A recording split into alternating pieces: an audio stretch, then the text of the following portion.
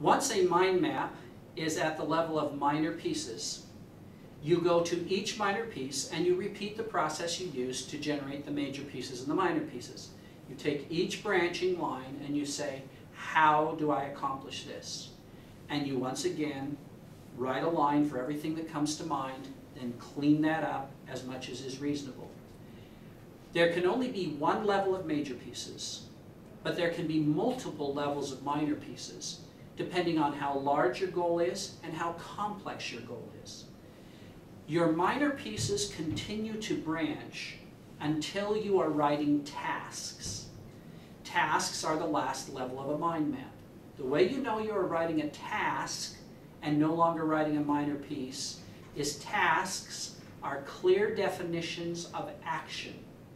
That is, they tend to have an action word and a focus for that action. Or to use the language of language, they have a verb, the action word, and an object, the focus of the action. So if in your business plan you are writing, distribute 100 flyers per month in the following neighborhoods, you are writing a task. The verb or action is distribute, and the object or focus of the action is 100 flyers in the following neighborhoods. At any time when your mind starts to generate creatively, actions, you are now writing tasks, and you know you are nearly to the end of your plan. See what your plan did? It started with trajectories that were really high up here. What do I want to do? Why do I want to do it? How am I going to do it? Who will I be when it's all over? You then took those goals, those whats, and for each goal you created a circle. You wrote the goal in the center of the circle, and then you asked your mind a creative question. How do we accomplish that? And it begins a process called mind mapping. The first set of hows are called major pieces. We try to get them tightened down to 10 or fewer. We then branch each one of the major pieces into minor pieces.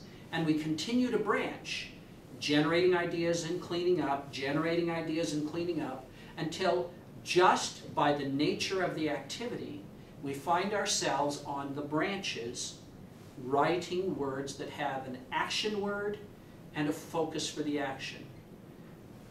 These are called tasks. Why do we stop here? Because now you have the work to be done. Now you know, for example, that you need to distribute. That's an action. You can put it in a daily plan. You can get in your car. You can drive to the neighborhood. You can get out and you can implement or execute that action. Come back and acknowledge that it was done and then begin to measure its effect. Until you get to tasks or ideas that you can act on, they are simply concepts. You cannot implement a concept. For example, flyers might be one of the things that pops to mind when you're saying, how do I grow my business? Well, what do you do with flyers? I mean, if it's just the word. Do you design them? See, that's a task. Do you take them to a printer? That's a task. Do you pick them up at the printer? That's a task. Do you select neighborhoods based on certain criteria using ZipLogics? That's a task. Do you then drive there? That's a task.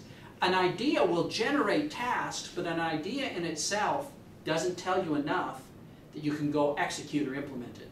So your goal in mind mapping is to go from the 30,000 foot big picture questions like what, why, how, down to drive to this neighborhood, bring 100 flyers, distribute the flyers, make follow-up calls. See, those are tasks, and those are the things, they are the lifeblood of business.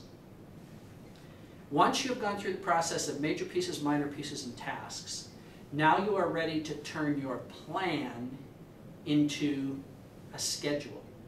And we'll talk about that in the next video.